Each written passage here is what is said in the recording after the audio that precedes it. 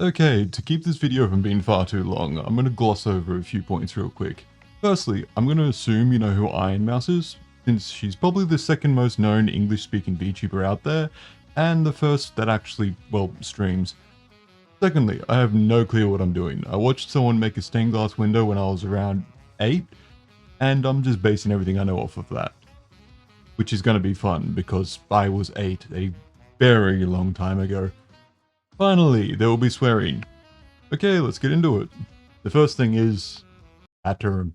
The first thing I need is a pattern, so I find a simple image of the model that I associate Mousy with the most, and make one from that.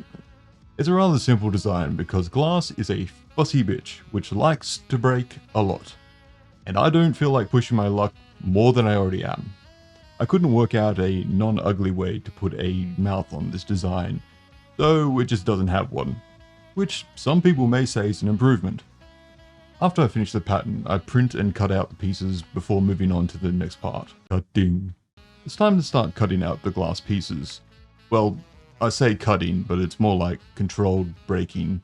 You see, to cut glass, you first score it, and then you strategically apply pressure in order to hopefully snap it along the score mark. And I do mean hopefully, because some glass is as stable as a teenager on Twitter. To start cutting out the pieces, I glue the pattern to the glass and then roughly score around the outside of it. Somehow I only managed to completely ruin 2 pieces, and luckily neither piece were pink, because I don't have any more pink glass. Well, at least I think I don't, because most of this pink glass looks white and grey to me. And I do have actual white and grey glass, so they might have been mixed up. Being partially colorblind is always entertaining. And speaking of entertaining, I have to say that snapping glass has to be one of the most goddamn satisfying things I have done recently. The crisp snapping sound and the relief after not breaking the piece of glass, well, not breaking it incorrectly, is great. Of course it's hard to convey this over video, but here are a few examples.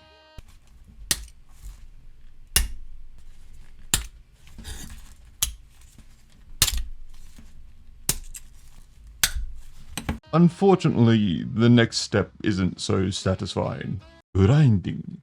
Now it's time to get the pieces to fit together, which means it's time to do more grinding than a gay guy on Valentine's Day.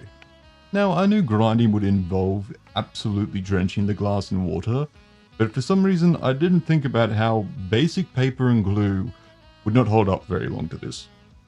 I try anyway because I'm stubborn, and who knows, maybe I'm underestimating it. I was not underestimating it, not in the least. It lasted all for 20 seconds before falling apart. Okay, that's not gonna work. So I think about what else I can do. I try outlining the pattern with a liquid chalk pen, but that quickly washed off. I tried an acrylic paint marker, which quite literally floated off the glass in a way. It was rather impressive, if not annoying. Now, it's not that surprising, since the fact that barely anything sticks to glass is one of its most valuable attributes. Though that doesn't make it any less pain in the ass for me right now. There is most certainly an easy way to do this. But instead of working that out, I decide to go with something a bit more overkillish. I cover the pattern pieces in UV reactive resin, which will stick them to the glass, as well as making them waterproof. Now, the only real downside is that it's about as toxic as League of Legends. On the bright side, it's at least more useful. As long as I don't go drinking the stuff, I should be right, though the fumes are really unpleasant. Most people don't know this, but it is definitely mandatory to turn the lights off at least once when blasting something with UV light, because glowing shit is always cool. Of course this works because, yeah, it was overkill. That aside, it's time for assembler. Now it's time for assembly. Since I didn't mark any of the pieces, the first thing I'm going to have to do is, well, put together this mousy jigsaw puzzle that I have made for myself. This takes much longer than I care to admit, but I managed to get it done eventually. Originally I was happy with how well the pieces fit together, but then I remembered something. I screwed this up real bad. Like, real bad. Because surprisingly, the pattern pieces aren't meant to fit together that well. I was meant to grind away the black line on the pattern so it would leave a 1mm gap between all of the pieces. Now you may be wondering why there has to be a 1mm gap around all of the pieces. Well, that's because I'll be using something called lead cane to join everything together, and at its core, it's 1mm thick.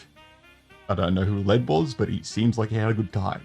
Anyway, now if I wanted to fix this correctly, I would reapply the pattern and then grind away all the pieces to be correct. But I wronged myself into this situation, so I'm gonna wrong my way out of it, and I decided to just start assembling it. And if a piece doesn't fit, I'll grind it until it does, and deal with whatever issues come up in the future. And oh boy, do issues come up in the future. Now the first of which doesn't have anything to do with that, but it does have everything to do with my grinder bloody dying. And that was my grinder that bloody died because every time I plugged it in, it would trigger my house's circuit breaker. Turns out, there was a short. You see that black wire? Yeah, that black wire is meant to be attached, and obviously, it's not. I fixed this and plug it in and it still triggers the circuit breaker. Oh joy, it's going to be one of those things, isn't it? I basically replace all the components in the grinder and it still triggers the circuit breaker. Since I'm no electrician, I'm just going to assume my house is now allergic to the bloody thing and I ordered a new one. And after that the going was fairly smooth until this piece. Fuck this piece. All my homies hate this piece. Honestly, I have no idea why it took me so long to get this piece to fit. Feels like my brain and my eyes just stopped working. But eventually, they came back online and I managed to get it in, and everything went back to running smoothly for a few hours before I reaped the consequences to my own actions again. Because my god, this is a big gap, and no amount of grinding is going to fix that big gap. Now this is when I really start to hate past me, because I don't have any glass pieces large enough to cut a new piece to fit into this hole. Which means I'm going to need to go dumpster diving and see if I can find a little piece to fill the gap. Thankfully there was one. Although it doesn't look the best, fortunately it's in a more chaotic part of the design so it doesn't stand out like an incel on Tumblr. Luckily there wasn't any more issues with the grinding.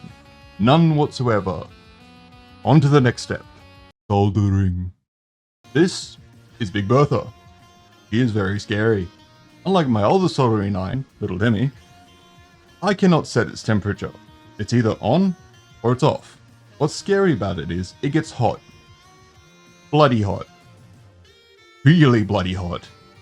It just melts everything at its slightest touch. This isn't good, because my control isn't the best. And any time I tried to do something, I undid all the work in the surrounding areas of it. Needless to say, I went back to using Little Timmy. And the rest of the soldering went really smoothly. Next step, sanding. Now I don't remember sanding being part of the process, which makes sense, because why would you want to make a bunch of toxic lead dust? But since my soldering is ugly, I'm gonna do it anyway. Now of course I took precautions doing this, but yeah, I still wouldn't recommend doing it. On the bright side, it works a treat and gives a nice flat look to the cane, although I will be keeping the rounded look on the other side just because it's more traditional. And with that done, it comes to the most dirty part of this entire thing, with disposition. Patinating. Time to turn the lead black. I wish I could keep it shiny, but I can't think of a way that I like to do that. So instead, I'll just use a strong acid to patina the lead instead. Now it starts off promising, but it didn't darken it quite as much as I would like, so I tried something else. That failed so hard that the footage itself corrupted, so I'm not even going to talk about it.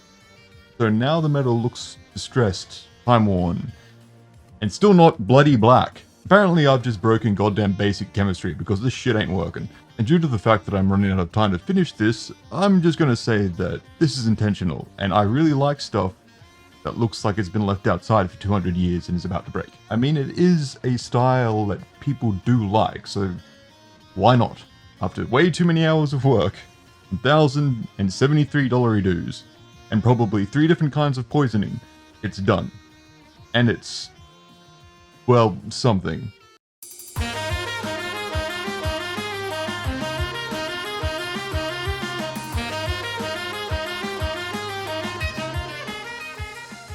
Luckily I subscribe to the idea that there is no such thing as a bad first attempt, And I learned a lot, like pastel pink glass is a pain in the ass to find. My house is apparently allergic to cheap Amazon glass grinders, and acid doesn't want anything to be black. Honestly, if you want a pretty chill hobby, I'd highly recommend lead lighting. Trust me, it's easier than I make it look. I'm kinda looking forward to when I pick this up again. I'm thinking of adding more VTubers to this until I have a decent sized window, or just adding the rest of Mousy to have a full-size Mousy stained glass window. Let me know which one you think I should do in the comments.